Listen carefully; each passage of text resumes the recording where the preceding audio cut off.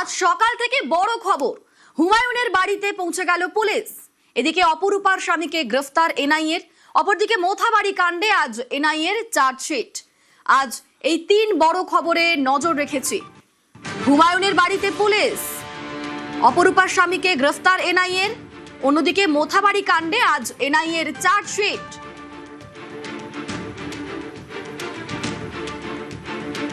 SIR এর সময় দেখেছিলাম মোথাবাড়ি কাণ্ডে অশান্তি, বিচারকদের ঘেরাও করে রাখা হয়েছিল গভীর রাত পর্যন্ত। সেই ঘটনায় এবার চার্জশিট দিল এনআইএ। অপরদিকে গ্রেফতার করা হয়েছে অপরূপা পোদ্দারের স্বামীকে। অন্যদিকে হুমায়ুন কবিরের বাড়িতে পৌঁছে গেল পুলিশ। আমরা গতকালই দেখেছিলাম বিধানসভায় রীতিমতো হুঁশিয়ারি দিয়েছিলেন মুখ্যমন্ত্রী শুভেন্দু অধিকারী, কারণ হুমায়ুনের উস্কানিমূলক মন্তব্যে সবক শেখানোর হুঁশিয়ারি দিয়েছিলেন মুখ্যমন্ত্রী, এবং তারপরেই অ্যাকশন। হুমায়ুনের বাড়িতে পৌঁছে গেল পুলিশ। আমরা এই তিন বড় খবরের দিকে সকাল থেকে নজর রেখেছি।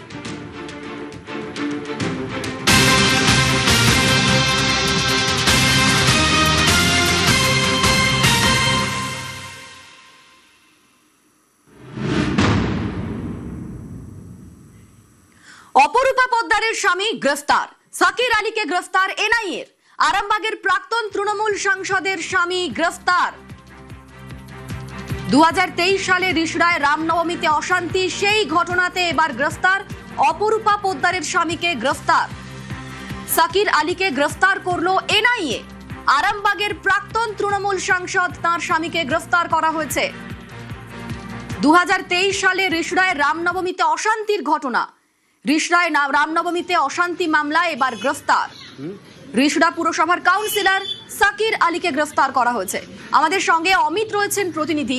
অমিত, কি কারণে গ্রেফতারি, সেই ঘটনায় যাকে গ্রেফতার করা হয়েছে অর্থাৎ অপরূপা পোদ্দারের স্বামী, তিনি কিভাবে যুক্ত বলে মনে করছে এনআইএ? 2023 সালের 30শে মার্চ রামনবমী শোভাযাত্রার ওপর যে হামলার ঘটনা, আমাদের রাজ্যের বিভিন্ন একাধিক জায়গাতে রামনবমী শোভাযাত্রাকে লক্ষ্য করে হামলার ঘটনা ঘটে। সেক্ষেত্রে রিষড়া বা শ্রীরামপুর এলাকার যে রামনবমী শোভাযাত্রা, তার উপরে হামলার ঘটনা ঘটেছিল। সেই ঘটনায় রিষড়া পুরসভার 4 নম্বর ওয়ার্ডের কাউন্সিলর সাকির আলীকে গ্রেফতার করা হয়েছে। তিনি সম্পর্কে তৃণমূলের প্রাক্তন সাংসদ অপূর্বা পোদ্দারের স্বামী। কি তার বিরুদ্ধে অভিযোগ? এনআইএ সূত্রে দাবি করা হচ্ছে যে রিষড়া বা শ্রীরামপুর এলাকাতে রামনবমী শোভাযাত্রা 2030 সালের 30শে মার্চ অনুষ্ঠিত হয়েছিল। তার উপর যে হামলার ঘটনা, অগ্নিসংযোগের ঘটনা যে ঘটেছিল, সেই ঘটনার অন্যতম কনস্পিরেটর বা ষড়যন্ত্রকারী এবং যারা এই হামলা চালিয়েছিল তাদেরকে উদ্বুদ্ধ করা, তাদেরকে হামলার কাজে লাগানো, এই অভিযোগগুলো কিন্তু উঠে আসছে সাকির আলীর বিরুদ্ধে, এমনটা এনআইএ সূত্রে খবর। আজ সকাল হয়েছে এমনটা এনআইএ সূত্রে খবর। তবে জানিয়ে রাখবো, 2023 সালের 30শে মার্চের এই যে ঘটনা, অর্থাৎ রামনবমী শোভাযাত্রার উপর যে হামলার ঘটনা, সেই হামলার ঘটনা এই কলকাতা হাইকোর্ট 2023 সালে এপ্রিল মাসে এনআইএ তদন্তভার দেয়, এবং তারপর থেকে এনআইএ বিভিন্ন জেলাতে যে রামনবমী শোভাযাত্রার উপর যে হামলার ঘটনাগুলো ঘটেছিল, প্রত্যেকটা ঘটনা কিন্তু আলাদা আলাদা করে তারা মামলা রুজু করে এবং তারা তদন্ত এগিয়ে যাচ্ছে। রিষড়ার ঘটনাতে ইতিমধ্যে এনআইএ তরফে চার্জশিট দাখিল করা হয়েছে এনআইএ স্পেশাল কোর্টে।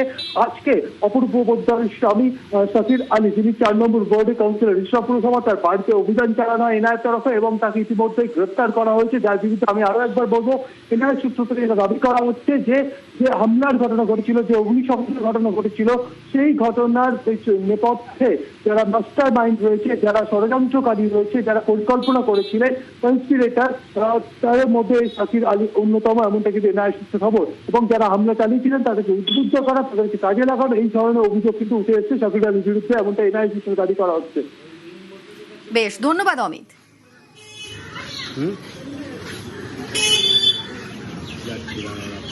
নতুন রাজ্য সরকার আসার পরে একটা জিনিস বলা হয়েছে যে দুর্নীতি বা যে কোনো অন্যায়ের সম্বন্ধে আমরা 0 টলারেন্সের নীতি নেব। যে যেখানেই থাকুক না কেন, যত বড়ই ধামাচাপা দেওয়ার চেষ্টা হোক না কেন, যারা অন্যায় করেছিলেন তারা আইন আমলে আসবেন। কেউ কোনো পলিটিক্যাল ইমিউনিটি পাবেন না, কোনো রকমের কোনো ইমিউনিটি কোনো দুষ্কৃতীকে দেওয়া হবে না। এটা সরকারের ঘোষিত সিদ্ধান্ত। বিজেপি পার্টি হিসেবে, দল হিসেবে এই সিদ্ধান্তের সঙ্গে এবং তার সমর্থনে আছে। দেশের মধ্যে বা দেশের বাইরে যেখানেই থাকুন না কেন তাদেরকে আনা হবে এবং আইন আমলে রাখা হবে। এটাই নতুন ভারত, এটাই নতুন পশ্চিমবঙ্গ।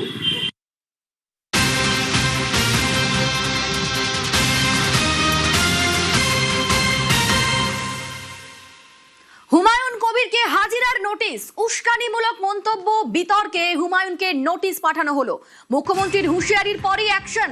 আমরা গতকালই দেখলাম বিধানসভায় পৌঁছে গেল এই হুমায়ুন কবিরের উস্কানিমূলক মন্তব্যের রেশ, এবং সেখানে মুখ্যমন্ত্রী কড়া হুঁশিয়ারি দিলেন। তিনি বললেন এবার সবক শেখানো দরকার, এই ধরনের উস্কানিমূলক মন্তব্যকে কোনোভাবে রেয়াত করা হবে না, রীতিমতো হুঁশিয়ারি দিয়েছিলেন তিনি।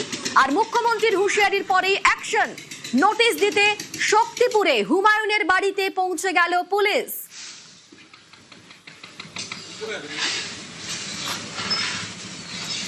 হুমায়ুন কবিরকে এবার হাজিরার নোটিশ, উস্কানিমূলক মন্তব্য বিতর্কে হুমায়ুনকে নোটিশ।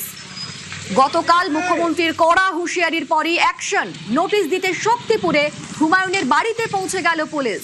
আমাদের সঙ্গে সরাসরি রৌনক রয়েছেন প্রতিনিধি। রৌনক, ইতিমধ্যেই হাজিরার জন্য নোটিশ দেওয়া হয়েছে, কি বলা হয়েছে সেই নোটিশে? দেখা একেবারেই হাজিরার জন্য যে নোটিশ দেওয়া হয়েছে, হুমায়ুন কবিরের বাড়িতে পুলিশের আধিকারিকরা গেছিলেন এবং তাকে আগামী 3রা জুলাই এবং 5ই জুলাইয়ের মধ্যে থানায় তলব করা হয়েছে। কারণ দুটি থানায় তার বিরুদ্ধে মামলা রুজু হয়েছে, একটি রেজিনগর থানা এবং অপরটি শক্তিপুর থানা। যে তার বিরুদ্ধে অভিযোগ রয়েছে যে উস্কানিমূলক মন্তব্য করেছিলেন এবং সেই মন্তব্যের জেরে দেশের সার্বভৌমত্ব বিপন্ন হতে পারে, সাম্প্রদায়িক যে একটা বিদ্বেষ সেটা তৈরি হতে পারে এবং ক্রিমিনাল ইন্টিমিডেশন সহ একাধিক ধারায় তার বিরুদ্ধে মামলা রুজু করেছে পুলিশ এবং দুটি পৃথক এফআইআর করা হয়েছে, একটি রেজিনগর থানা এবং একটি শক্তিপুর থানা। এই কারণেই দুদিন, অর্থাৎ একদিন 3রা জুলাই এবং অপরদিন 5ই জুলাই, এর মধ্যেই কিন্তু হুমায়ুন কবিরকে থানায় গিয়ে হাজিরা দিতে হবে। কেন তিনি এই ধরনের মন্তব্য করেছিলেন, এই মন্তব্যের পেছনে তার কি উদ্দেশ্য ছিল, এই গোটা বিষয়টি জিজ্ঞাসাবাদের জন্যই কিন্তু তাকে থানায় তলব করা হয়েছে এবং তার শক্তিপুরের বাড়িতে আজই পুলিশের তরফ থেকে গিয়ে সেই নোটিশ তাকে সার্ভ করা হয়। একেবারে আমরা সকালেই সেই ছবি দেখলাম, হুমায়ুনের বাড়িতে পৌঁছে গেল পুলিশ এবং তাকে একটি মামলায় 3রা জুলাইয়ের মধ্যে হাজিরার নোটিশ, আরেকটি মামলায় 5ই জুলাইয়ের মধ্যে হাজিরার নোটিশ। আমাদের সঙ্গে সরাসরি রৌনক রয়েছেন। রৌনক, দুটি মামলা তুমি বলছিলে, একটি মামলায় 3রা জুলাই, অপরদিকে আরেকটি মামলাতে 5ই জুলাই। এই দুটি মামলা ঠিক কোন কোন মামলা, কোন কোন ধারায় মামলা রুজু করা হয়েছে? দেখো একেবারে রেজিনগরের কাশীপুরে তিনি এইরকম একবার উস্কানিমূলক মন্তব্য করেছিলেন এবং তারপরে আবারও শক্তিপুরের একটি জনসভা থেকে তিনি উস্কানিমূলক মন্তব্য করেছিলেন। তার যেই মন্তব্য, সেই মন্তব্য ঘিরে কিন্তু কার্যত একটা অশান্তিমূলক পরিস্থিতি তৈরি হতে পারে এবং যে লিখিত অভিযোগ দায়ের করা হয়েছে সেই অভিযোগের ভিত্তিতে মূলত যে দেশের সার্বভৌমত্ব বিপন্ন হতে পারে, সাম্প্রদায়িক বিদ্বেষ ছড়াতে পারে, এছাড়াও ক্রিমিনাল ইন্টিমিডেশন সহ আরও একাধিক ধারা তার বিরুদ্ধে পুলিশ এনেছে এবং এই ধারাগুলো দিয়ে কিন্তু তার বিরুদ্ধে মামলা রুজু করা হয়েছে।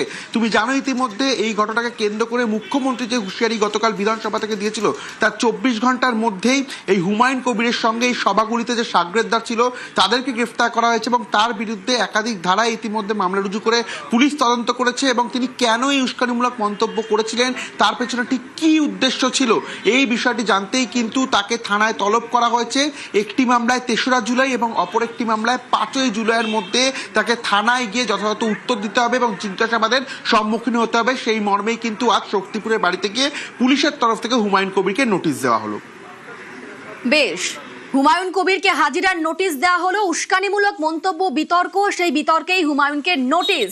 আমরা গতকালের যে বিধানসভার ছবি দেখলাম, এই হুমায়ুনের উস্কানিমূলক মন্তব্য তার রেশ পৌঁছে গিয়েছিল বিধানসভায় এবং সেখানে মুখ্যমন্ত্রী কড়া হুঁশিয়ারি দিয়েছিলেন এই ধরনের উস্কানিমূলক মন্তব্যকে কোনোভাবেই রেয়াত করা হবে না, সবক শেখানোর সময় এসে গিয়েছে।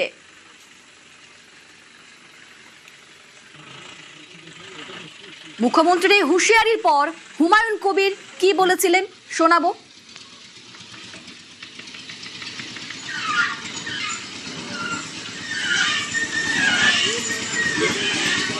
আমি তো রাজ্য সরকারের বিরুদ্ধে কিছু বলিনি, আমি বিজেপির বিরুদ্ধে বলেছি। নবাগত বিজেপিরা আমাকে আক্রমণ করেছে, তা আমি রাজনৈতিকভাবে তাদের আক্রমণ করব। কার কাছে উনি ক্ষমা চাইতে বলছেন ক্লিয়ার বলুন, যদি সেটা ক্ষমা যোগ্য হয় নিশ্চয়ই জানো। এই ধরনের বক্তব্য আপনার শেষ বক্তব্য। তিনি বলতেই পারেন, তিনি বাংলার মুখ্যমন্ত্রী। আমার যে বাই ইলেকশন হবে সেখানে আমার প্রার্থীকে জিতাতে গিয়ে আমাকে কেউ ঢিল ছুড়লে আমি তাকে রসগোল্লা ছুড়ব না। বাংলার নতুন মুখ্যমন্ত্রী বাংলার 11 কোটি মানুষকে সুশাসন দেন, সেই প্রত্যাশা নিয়ে আমরাও পরিবর্তন চেয়েছিলাম, পরিবর্তনের মুখ্যমন্ত্রী হয়েছে। কিন্তু সারা রাজ্যের সঙ্গে মুর্শিদাবাদের রেজিনগরকে যদি আলাদা ট্রিটমেন্ট করে, নওদাকে যদি আলাদা ট্রিটমেন্ট করে, বেলডাঙ্গাকে যদি আলাদা ট্রিটমেন্ট করে হবে? জেলে যাব? আমি আমার রাজনৈতিক কর্মসূচিতে আমাকে যেভাবে আক্রমণ করা হয়েছে তার পাল্টা আমি বিজেপি পার্টির লোকাল নেতৃত্বদের প্রতি বলেছি। আমি রাজ্যের শ্রমিক ভট্টাচার্যের বিরুদ্ধেও বলিনি, আমি শুভেন্দু বাবুর বিরুদ্ধেও বলিনি, আমি সুকান্ত বাবুদের বিরুদ্ধেও বলিনি। আমি সেখানকার লোকাল নবাগত বিজেপি যারা 2026 সালের 4 মে দুপুর পর্যন্ত যারা তৃণমূলের গুন্ডা ছিল, তারা আজকে বিজেপির পতাকা ধরেছে, তারা আমাকে আক্রমণ করেছে। আমি তাদের বিরুদ্ধে বলেছি, আগামী দিনেও বলবো। জেলের মধ্যে ঢুকালেও জেলের ভেতর থেকেও বলবো। কোনো আশঙ্কা করছি না এবং আমি এই সরকারকে কোনো চ্যালেঞ্জও করছি না। 3রা এবং 5ই জুলাই 5 জুলাই আর কি পুলিশ আপনাকে নোটিশ দিতে গিয়েছে এবং থানায় হাজিরা দেওয়ার জন্য, এ ব্যাপার নিয়ে কি বলবেন? থানায় হাজিরা দেওয়ার নোটিশ হাতে পেলে তখন ভাববো যে হাজিরা দিতে যাব কি যাব না, সেটা পরে। নোটিশ পাওয়ার ব্যাপারে নিয়ে কি আপনার কাছে কোনো কথা হয়েছে পুলিশ আধিকারিকদের সঙ্গে? না না, আমাকে তো কেউ ফোন করেনি, আমাকে কেউ ফোন করেনি। বাড়িতে গেছে এটা শুনেছি, বাড়িতে লোক আছে, বাড়ির লোককে নোটিশ দিলে নোটিশ নেবে, তারপরে নোটিশ দেখে তারপরে। বাড়িতে কি নোটিশ রিসিভ করেছে? বলেছি, এখন বাড়িতে গেছে, রিসিভ হয়েছে কি হয়নি এখন আমার কাছে। এখন সবল মুখ্যমন্ত্রী, সবল মানুষ দুর্বলের উপরে আক্রমণ করবে, দুর্বলকে হেনস্থা করবে।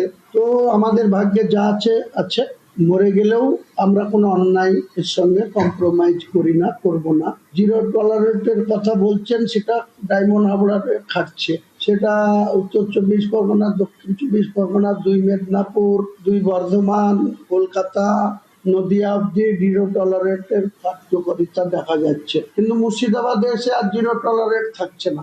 আমার এটা বলা ভুল হয়েছে, যে এটুকু আমি মানছি যে আমি মুসলমানদের নিয়ে নামবো বলেছি। আমরা রাস্তায় নেমে আন্দোলন করব, বেঁচে থাকার তাগিদে যেটুকু করার দরকার করব। আমরা হুমায়ুন কবিরের 3টি বক্তব্য শুনলাম। গতকাল যখন মুখ্যমন্ত্রী একেবারে সুর গরম করে কথা বললেন, তখন হুমায়ুন কবিরের সুর ছিল নরম, এবং আজকে যখন তার বাড়িতে নোটিশ পৌঁছলো তারপরেও আমরা শোনালাম তার বক্তব্য। আমাদের সঙ্গে সরাসরি প্রণব রয়েছেন প্রতিনিধি। প্রণব, আমরা যখন দেখেছিলাম মঞ্চের ওপর কিভাবে উস্কানিমূলক মন্তব্য দিয়েছিলেন এই হুমায়ুন কবির, তখন তার সুর ছিল গরম, কিন্তু গতকাল মুখ্যমন্ত্রী যখন সুর গরম করলেন তখন তার সুর হয়ে গেল নরম। এদিকে আজকে তার তো ভুল আরো বদল হয়ে গেল। আজকে তার রিয়াকশন কিরকম ছিল, কি বলছেন এখন তিনি?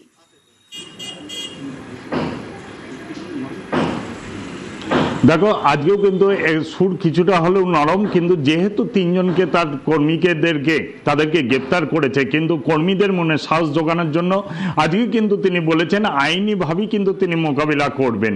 তবে তিনি কিছুটা হলেও কিন্তু তার যে সুর যেভাবে তিনি বলেন সেই জায়গা থেকে কিছুটা হলেও সুর নরম করে তিনি বলেছেন যে যেহেতু তো বিজেপির যে নেতৃত্ব, জেলা নেতৃত্বরা যারা বেলডাঙ্গা এবং রেজিনগরে গিয়ে তাকে আক্রমণ করছে, সেই কারণে তাদেরকে তিনি এই সব কথা বলেছেন। তিনি বিজেপির রাজ্য নেতৃত্ব বা মুখ্যমন্ত্রীর উদ্দেশ্যে তিনি সেই কথাগুলো বলেননি, এবং তিনি বলছেন এর যে মোকাবিলা, সেই মোকাবিলা আইনিভাবেই কিন্তু মোকাবিলা করবেন। এবং পরবর্তীকালে যদি আরো কোনো যদি এজিবি তোমার আমজনতা উন্নয়ন পার্টির নেতৃত্বদেরকে গ্রেপ্তার করে পুলিশ, তিনি সাধারণ মানুষের সাথে থেকেই এই মোকাবিলা করবেন, দলের মোকাবিলা করবেন এবং পুরোপুরি আইনিভাবে এর মোকাবিলা করবেন। তবে তিনি যেরকম আগে যেভাবে যে রাস্তা অবরোধ করা, পুলিশকে দেখে নেওয়া, সে ব্যাপার থেকে কিন্তু কিছুটা হলেও সরে এসেছেন। এবং তাকে যে পরপর যে দুটো আজকে নোটিশ ধরিয়ে দিয়ে এসেছে রেজিনগর থানায় এবং শক্তিপুর থানা, সেই 2 থানার যে নোটিশ 3 তারিখ এবং 4 তারিখ শুনানিতে তিনি যাবেন কিনা সে ব্যাপারেও কিন্তু তিনি জানিয়েছেন যে নোটিশ তিনি হাতে পেয়েছেন, পরিবারের লোকরা সেটা রিসিভ করেছেন, দেখিয়ে নেবেন, তারপর যারা আইনজীবী রয়েছেন তাদের সঙ্গে কথা বলবেন, এবং তিনি প্রয়োজন পড়লে তিনি সেখানে থানায় গিয়ে কিন্তু সেই সমস্ত বিষয়ে যা জানতে চাইবে তার মোকাবিলা করবেন।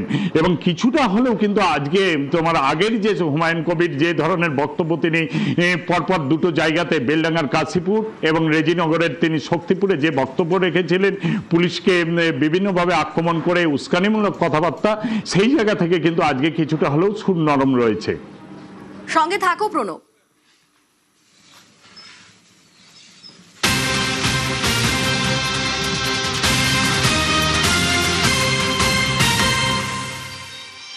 মুখ্যমন্ত্রীর চরম হুঁশিয়ারির পরেই অ্যাকশন। হুমায়ুন কবিরের পার্টির 3 নেতাকে গ্রেফতার করা হলো। রেজিনগরে হুমায়ুনের সভার 3 আয়োজক গ্রেফতার। আমরা দেখেছিলাম যে গতকাল মুখ্যমন্ত্রীর চরম হুঁশিয়ারি দিয়েছিলেন এবং আয়োজকদের গ্রেফতার করে হুমায়ুনকে কবজার হুঁশিয়ারি দিয়েছিলেন। 24 ঘন্টার মধ্যেই সবার 3 আয়োজককে গ্রেফতার করা হলো। মুখ্যমন্ত্রীর চরম হুঁশিয়ারির পরেই অ্যাকশন। হুমায়ুন কবিরের পার্টির 3 নেতা গ্রেফতার। আমাদের সঙ্গে সরাসরি প্রণব রয়েছেন প্রতিনিধি। প্রণব, এই 3 জন নেতা কারা এবং এই গ্রেফতারের জন্য কি কারণ দেখানো হয়েছে, কি কারণে এই গ্রেফতারি? দেখুন, রেজিনগর থানা থেকে তোমার 2 জনকে গ্রেপ্তার করেছে, গোলাম মোস্তফা এবং আমিনুল হক। এই গোলাম মোস্তফা এবং আমিনুল হকের নেতৃত্বেই তিনি যে বেলডাঙ্গাতে কাশীপুরে যে সভা হয়েছিল সেই সভার মূল উদ্যোক্তা। এবং গোলাম মোস্তফা কিন্তু ওই অঞ্চলের যে কাশীপুর অঞ্চল সেই অঞ্চলের দায়িত্বে রয়েছেন। এবং আমিনুলও কিন্তু তৃণমূলের আমজনতা উন্নয়ন পার্টির হচ্ছে একনিষ্ঠ নেতৃবর্গেও। তাদেরকে 2 জনকেই কিন্তু রেজিনগর থানা গভীর রাতে তাদেরকে 2 জনকে গ্রেপ্তার করেছে। বর্তমানে তাদেরকে কিন্তু বহরমপুর কোর্টে তোলা হয়েছে।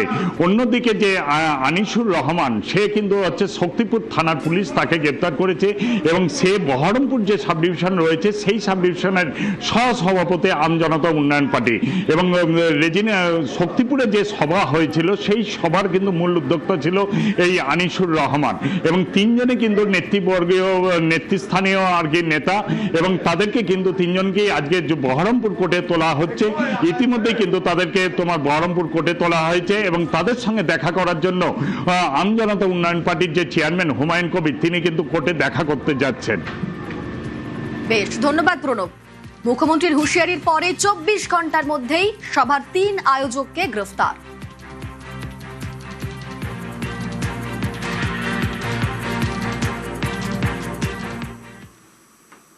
মোথাবাড়ি কাণ্ডে আজই চার্জশিট, আজকেই চার্জশিট পেশ করবে এনআইএ।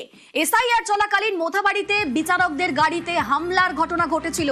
রাতভর বিডিও অফিসে আটকে রাখা হয় বিচারকদের। এমনকি মহিলা বিচারককে বিডিও অফিসে ঘন্টার পর ঘন্টা আটকে রাখা হয়। সেই ঘটনায় চার্জশিট, আজকেই চার্জশিট পেশ করবে এনআইএ। আমাদের সঙ্গে অমিত রয়েছেন প্রতিনিধি। অমিত, এই চার্জশিটে কি থাকছে? দেখো, চার্জশিটে মূলত ঘটনা কি ঘটেছিল, অর্থাৎ এসআইআর পর্ব চলাকালীন রাজ্যে যখন এসআইআর কাজ চলছে সেই সময় মোথাবাড়ি 2 নম্বর ব্লকের যে বিডিও অফিস, সেখানে জুডিশিয়াল অফিসারদেরকে জোর করে আটকে রাখা, মহিলা জুডিশিয়াল অফিসারকে হেনস্থা করা, তার গাড়িতে হামলা চালানো, এই যে ঘটনা, এই ঘটনায় 12টি মামলার তদন্ত করছে বা 12টি মামলা তদন্ত করছে এনআইএ। তবে জানিয়ে রাখবো, এই মামলায় আছে 2টি মামলা, দুটি মামলার কিন্তু চার্জশিট তারা পেশ করতে চলেছে, এমনটা কিন্তু এনআইএ সূত্রে খবর। তোমাকে জানিয়ে রাখবো, জুন মাসের 1 তারিখে এনআইএ তরফে 12টি মামলার মধ্যে 4টি মামলায় 31 জনের বিরুদ্ধে চার্জশিট দাখিল করা হয়েছিল, এমনটা কিন্তু এনআইএ সূত্রে খবর। এবং সেখানে যে চার্জশিট দাখিল করা হয়েছিল সেখানে মহিলা বিচারককে হেনস্থা, মহিলা বিচারককে আটকে রাখা, মহিলা বিচারকের গাড়ির উপর হামলার যে ঘটনা, সেই ঘটনাকে উল্লেখ করে চার্জশিট দাখিল করা হয়েছিল এনআইএ তরফে। সেখানে মূল অভিযুক্ত মোফাক্কেরুল ইসলাম এবং একরামুল বাদরানি সহ 31 জনের বিরুদ্ধে চার্জশিট দাখিল করা হয়েছিল। এবং আজকে আরো 2টি মামলায় চার্জশিট দাখিল করতে চলেছে এনআইএ, এমনটা এনআইএ সূত্রে খবর। এবং ইতিমধ্যে এনআইএ তরফে এই যে মোথাবাড়ি যে ঘটনা, সেখানে কালিয়াচক থানা এবং মোথাবাড়ি থানা নিয়ে মোট 12টি যে মামলা তদন্ত এনআইএ করছে, সেক্ষেত্রে জুন মাসের একদম প্রথমে 4টি মামলার ক্ষেত্রে তারা চার্জশিট জমা দিচ্ছে এবং আজকে আরো 2টি মামলার ক্ষেত্রে চার্জশিট জমা দিচ্ছে। সেক্ষেত্রে ঘটনার নেপথ্যে কারা ছিলেন, ঘটনায় কি ঘটেছিল, ঘটনায় কারা উস্কানি বা প্ররোচনামূলক বক্তব্য রেখেছিলেন বা কিভাবে জমায়েত করেছিলেন, সমস্ত বিষয়কে সামনে রেখে চার্জশিট দাখিল করা হতে চলেছে, এমনটা কিন্তু এনআইএ সূত্রে খবর। জানিয়ে রাখবো, নজর থাক। ধন্যবাদ।